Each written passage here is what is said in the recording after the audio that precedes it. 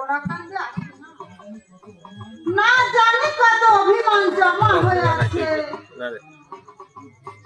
আমার মন বলছে প্রভু আজ আমার অশ্বিনী আসবে।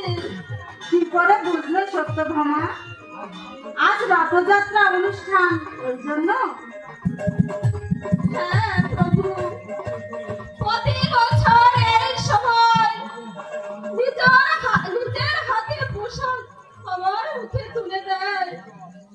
আমার মন বলছে সে আজ আসবেই।